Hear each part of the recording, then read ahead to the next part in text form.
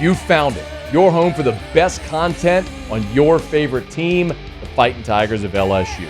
Do us a favor, subscribe to the channel, leave your comments below, and be sure to smash that like button.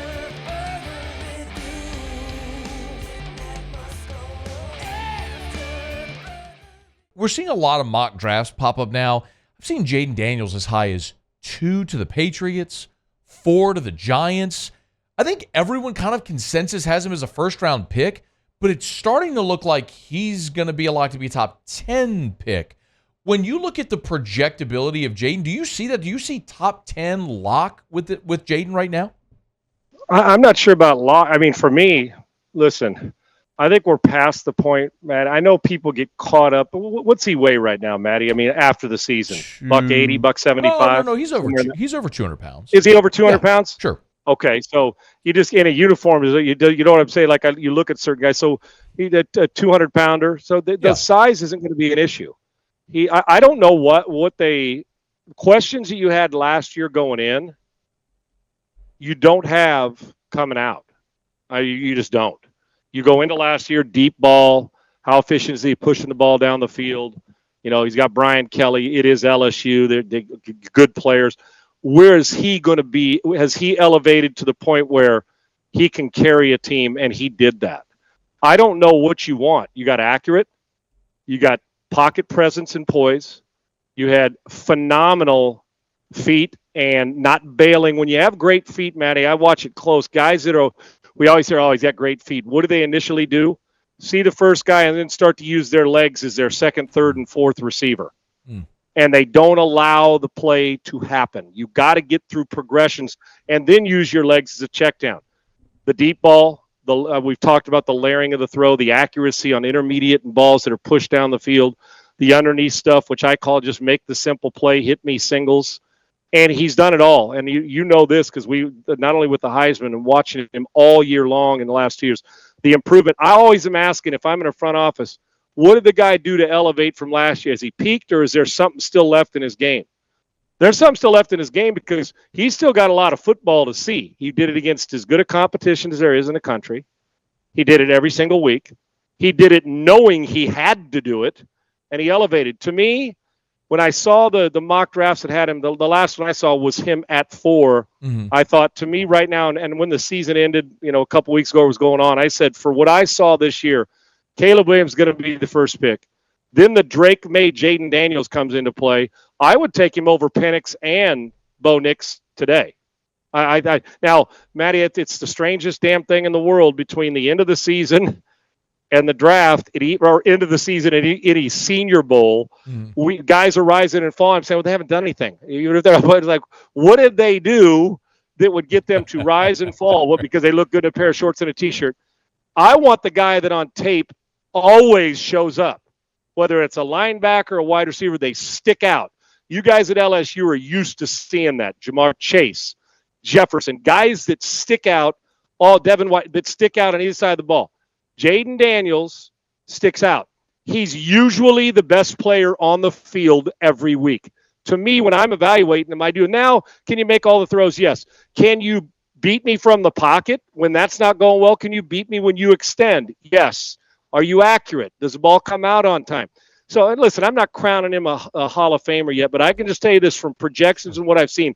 There's still an elevation to his game because he's going to get stronger.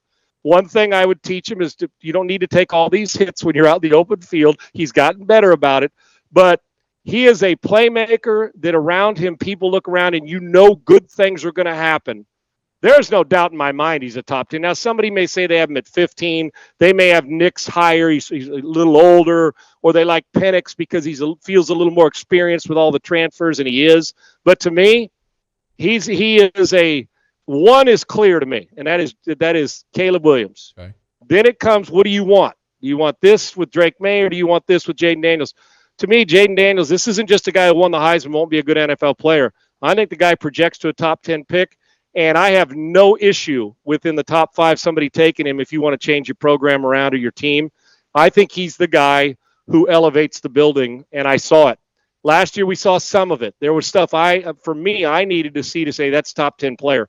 There wasn't anything this year I saw that would have me going the other way saying, I can't say that about everybody. This guy's a baller, and this guy's an elevated game this year, and he's well coached. You continue to coach him up at the next level, and all he did was play, and would have won more games if he had a little help on defense. Yeah. I think Jayden Daniels is a top 10 pick, and I have zero issue with putting him in a top 5. Hey, do you remember when, either at SC or over the course of a 10-year pro career, when things, as they say, slowed down?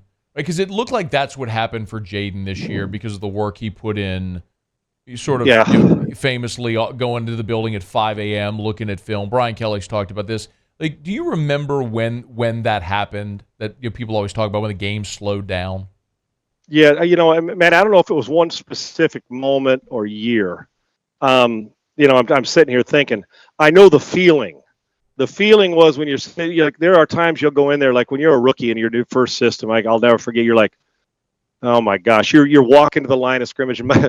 My rookie year, Chuck Knox was the head coach, and Chuck's a defensive guy who thinks defensively, old school. Well, everything you do as a quarterback for me growing up was even to the right, odd to the left. That's the way we did it, right?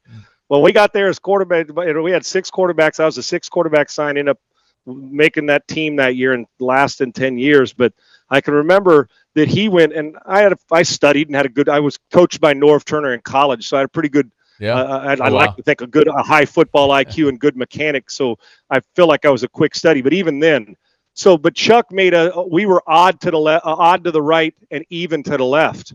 Now, when you go in your first minicamp and you got running back Kurt Warner, Steve Large, and all these veterans, you go up with the veterans and you're getting in that huddle. It's like, oh my gosh, I'm just worried about not going the wrong way and running into the guy. And so at that point in time, it's like a water polo player underneath. Your legs are going a million miles an hour, and you're trying to show everybody that you're calm. All right. But when that does kick in, you know it, because when you're sitting in the meeting room or you're having a conversation with a coach, and I can remember when it kicked in for me too, when Denny Green was our coach, and I was in probably halfway through my career. We were in Minnesota, and we went to the sidelines, and Denny started talking, and I said, no, let's do this. Myself and Brian Billick, because it hit me. I'll never forget the moment on the sidelines. Like I said, that did stick out, but it wasn't one specific where it was 100%, but I can remember that point, and he looked at Brian and said, yeah, I like what he's talking about. And then the next series, when the defense was on the field, he came up to me and he said, when you're done playing your career, I need you to coach with me. And that's exactly how he said it. And so that moment of him, and it had nothing to do with the execution of the play. It had everything to do with what I saw and the vision. And so when coaches are taking what you saw and talking to the starter or talking to your team the next day, and you have a pretty good idea that they feel you have. And for me, it was pre-snap, getting an idea after studying all that tape and getting to the building early in the morning and studying it when it's still – you're all over the place. So it became more about what we're trying to do instead of, what if this guy comes? All the what ifs. I started to get answers in my mind. If they bring this guy's got to cover up, and there's where the weakness is. There's where the numbers are. So it was probably midway through, but you're still you're always learning if you're wise, because the game's ever changing. But for me, when I knew that you couldn't beat me mentally, and that was probably year 4 or 5 in my career, that if you beat me, it was going to be because somebody made a better play than I did. You weren't going to be able to show me something that I either hadn't seen or prepared for it. If you did, I was going to throw the ball out of bounds, or hopefully not throw it to the wrong guy, which I still did at times. But it's when the physical, I always say this, the mental makes you a better physical player. I'm not sure if you're a great physical player, you're automatically more mental. I always say if you know more mentally, physically you're going to become better. You can be a great physical presence, but eventually if you don't follow it, study it, are passionate about it, love it, and dig deep into the mental preparation. And then I spent time talking to defensive coordinators about how they'd try to stop me or our offense, which helped me to get an idea what they were thinking playing us on our own team. So for me, it was when I knew the mental part. The physical was the easy part. It was the mental part of making sure I didn't get lost, because when you're not mentally right, you become desperate. And when I knew I wasn't desperate anymore, I knew that physically, that regardless of what happened in the game, that mentally that you weren't going to beat me. And I was pretty fortunate that way in my career.